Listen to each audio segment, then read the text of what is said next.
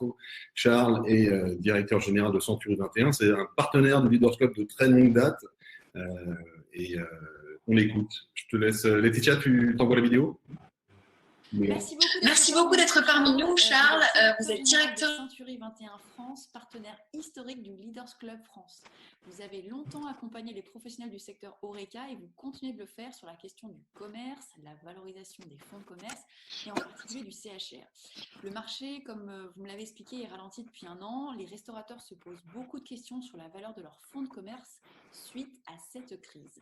La première question que je voudrais vous poser, c'est quels conseils pouvez-vous leur donner en vue de la réouverture? D'abord, je suis ravi d'être là. En 2 secondes, effectivement, moi, j'ai été partenaire du Leaders Club depuis des années, parce que ce sont des gens extrêmement dynamiques et qui d'ailleurs continuent de l'être. Et ils ont une capacité créatrice conceptuellement par rapport à la restauration qui, moi, m'a toujours impressionné. Voilà, j'aimerais avoir ce talent, je ne l'ai pas. Pour le coup, j'ai la chance de les accompagner et c'est pour mon plus grand plaisir. Je crois que malheureusement, la période de Covid, ou peut-être heureusement, si j'avais déjà une recommandation à faire, ce serait de dire c'est peut-être le moment pour eux de faire un vrai bilan. Avant la réouverture, de faire un bilan à la fois personnel, professionnel et économique, c'est-à-dire personnel, c'est eu égard à cette période que je viens de traverser, est-ce qu'à titre personnel, j'ai envie de continuer cette activité ou pas? C'est déjà un vrai choix, parce qu'il y a aussi des gens qui, pour des raisons diverses et variées, de départ à la retraite ou de saturation, peuvent imaginer demain arrêter cette activité à plus ou moins long terme.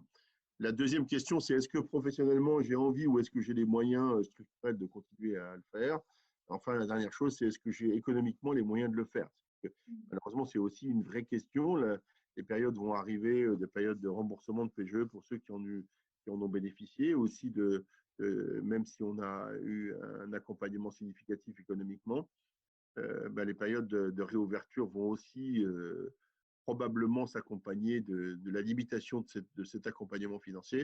Et il faudra aussi se poser cette question. Donc, je pense qu'il faut qu'ils fassent d'abord un premier bilan, de dire voilà où j'en suis à cette sortie de période de Covid. Moi, j'ai envie de continuer, ça me plaît, ce métier, je veux le faire, c'est mon métier historique, je continue. Est-ce que professionnellement, mon outil de travail est en ordre? Est-ce que mes effectifs, mes équipes sont en place? Est-ce que je peux repartir aussi facilement que j'ai fermé?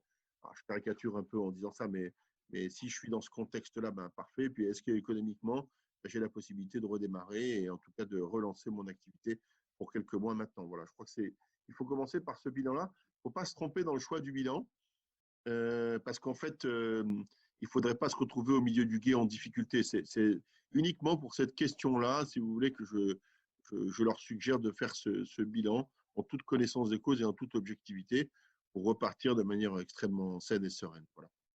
Ok, super, merci beaucoup. La deuxième question que je voulais vous poser, c'est sur quels éléments allez-vous baser l'estimation du fonds de commerce dans ce contexte? Ah, ça, c'est une sacrée bonne question pour le coup.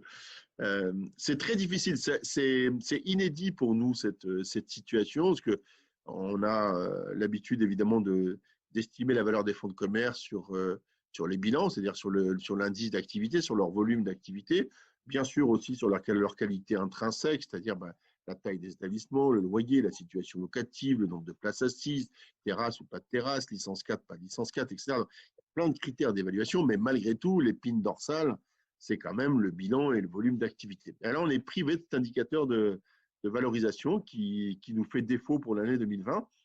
Donc, je crois qu'on va la mettre purement et simplement entre parenthèses. Je crois qu'il faut être lucide par rapport à ça. Il faudra mettre entre parenthèses la totalité de l'exercice de l'année 2020 qui n'est pas représentative de ce qui est capable de générer un établissement de CHR. Et puis pour 2021, on prendra l'activité des 6 derniers mois, puis on regardera un peu ce qui s'est passé. C'est aussi pour ça que je vous dis que ce bilan précédent, qui était la réponse à la première question, il est important parce que de la décision de continuer ou pas va dépendre aussi de la décision de valoriser le fonds ou de mettre en vente ou de ne pas mettre en vente. Et du coup, si on met en vente typiquement dès la réouverture, il faut être lucide, il faudra mécaniquement ajuster le prix, si vous voulez.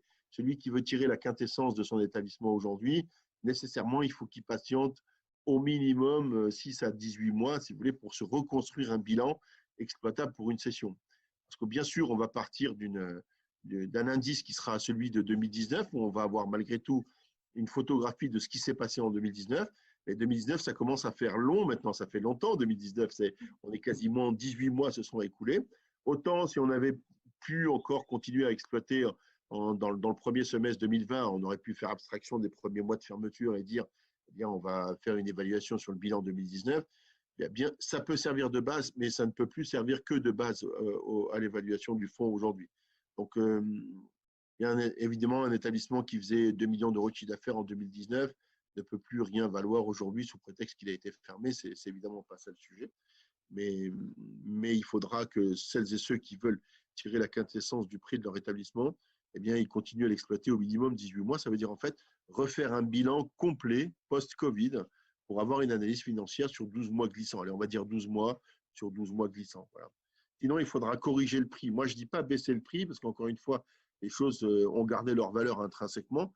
Et paradoxalement, dans la psychologie des gens, les fonds de commerce de CHR ont presque plus de valeur aujourd'hui qu'ils nous ont tant manqué qu'avant. Avant, il y avait pléthore d'offres, on pouvait trouver de restaurants, de bars, etc. Aujourd'hui, on sait que ça a de la valeur parce que ça nous a tellement manqué qu'on ne peut pas vivre sans eux. Donc, c'est une valeur subjective qui a augmenté pendant cette période de Covid. Voilà. Donc, il ne s'agit pas de rogner le prix des fonds de commerce, bien au contraire. Après, il faut être objectif parce que vous savez que nous en faisons l'évaluation, mais nous avons aussi la contrainte bancaire derrière. À quoi servirait-il de fixer un prix qui de toute façon ne serait pas finançable ou financé? Ça n'a pas de sens quand on veut faire une transaction. Il faut trouver un prix équitable et je crois que notre travail, ce sera de trouver un prix équitable entre l'avenir du fonds de commerce que le dirigeant a envie d'en faire et ce qu'il est possible aujourd'hui de financer dans un marché bancaire qui est quand même lui aussi très perturbé par la période Covid. Et là, c'est vrai que vous êtes surtout mis du côté des vendeurs, mais comment conseiller les futurs acheteurs? Je crois qu'il faut mettre en garde les acheteurs sur une idée reçue ou préconçue qui se révèle être entièrement fausse et qui d'ailleurs est la conséquence directe de ce que je viens de dire sur la valeur des fonds. D'abord, il faut qu'ils se sortent de l'esprit que parce que le Covid est passé par là, rien ne vaut plus rien. Voilà, les fonds de commerce ont gardé leur valeur intrinsèquement. Encore une fois, il y aura nécessairement des réajustements de prix, mais il faut que les acquéreurs n'imaginent pas une seconde demain qu'ils vont pouvoir acheter la moitié de Paris pour zéro parce que les gens sont restés fermés, que leurs bilans sont dégradés. Non, les fonds de commerce vont se reconstituer, l'activité va renaître. Dit-on d'ailleurs, même d'ailleurs avec encore plus de vigueur en ces beaux jours, avec ces terrasses ouvertes, on va retrouver des chiffres d'affaires, de la volumétrie. Donc, le fonds va incontestablement se reconstituer. Donc, je pense qu'il faut déjà tordre le cou à cette idée préconçue que les fonds ne valent plus rien. C'est faux. Ils ont conservé leur valeur. Que deuxièmement, beaucoup de fonds vont être en difficulté et qu'on va retrouver beaucoup d'affaires en liquidation judiciaire qu'on va racheter pour rien ou quasiment rien. Et une dixième idée préconçue à laquelle on peut tordre le cou, parce qu'aujourd'hui, le volume des procédures collectives a baissé de 50%, grâce aux aides d'ailleurs, grâce au fonds de solidarité et à l'accompagnement qui a été fait aux établissements de CHR. Beaucoup d'entre eux ne sont pas en difficulté.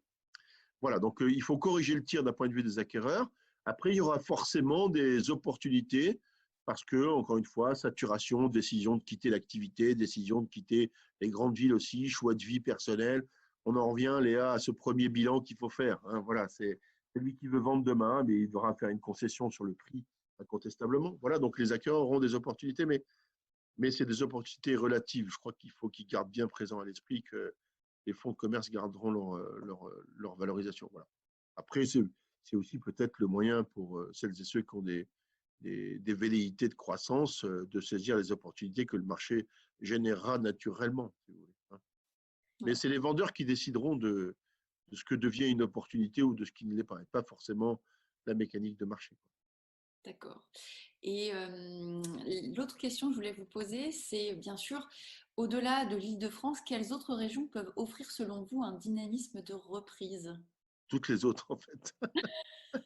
Mais oui, mais tout le monde veut avoir un bout de verdure, aller à la campagne, etc. Vous avez vu pendant la période de confinement, tout le monde a quitté Paris. Paris, c'est vide. C'est dommage que les terrasses ne soient pas ouvertes, ça aurait été fun, on aurait pu profiter des terrasses. Non, en fait, cette migration-là, si vous voulez, aujourd'hui, elle ne s'est pas encore territorialisée. Le principe est acquis. C'est vrai que des gens ont appris au travers du télétravail de se délocaliser assez facilement. Donc, on peut imaginer que certaines zones en province, certaines régions vont être un peu prises d'assaut ou dynamisées par ce besoin d'oxygénation qui est né post-Covid. Impossible de vous dire aujourd'hui s'il y a une région qui est devenue plus attractive qu'une autre. Je pense que la grande banlieue parisienne va redevenir attractive. Probablement aussi des villes qui sont mécaniquement à 1 heure de Paris, vous voyez, parce que c'est assez facile de venir travailler sur Paris ou en région parisienne. Et puis, des régions qui ont toujours été attractives, comme la région PACA, par exemple, qui reste une région attractive. Et si je devais citer une région, je pense que la Bretagne a une bonne carte à jouer. C'est paradoxal ce que je vous dis là, mais j'ai l'impression que la Bretagne a une bonne carte à jouer. J'ai le sentiment que cette région-là est en train de se dynamiser. Des villes comme Nantes, Rennes, c'est 2 heures de TGV, c'est pas très loin de Paris. Voilà. Mais franchement, c'est pour vous faire plaisir que je vous donne une région, parce que c'est assez difficile aujourd'hui d'établir une cartographie de la migration professionnelle. Voilà. Et puis après, ça dépend des activités. Voilà. Merci beaucoup, Charles, de votre intervention. Et on vous dit à très bientôt. Merci beaucoup. Merci Léa, merci à mes amis du Leader Club. Désolé, je n'ai pas pu être avec vous. Je crois que c'est le 11, je ne peux pas avec vous. Jonathan, merci de ton invitation, toujours à votre disposition. Et bon courage. La vraie vie reprend le 15 mai, normalement, si tout va bien. Merci Léa. Merci Léa. À bientôt. Bon, bah c'est super. Merci beaucoup à Charles d'avoir bien voulu participer à cette vidéo.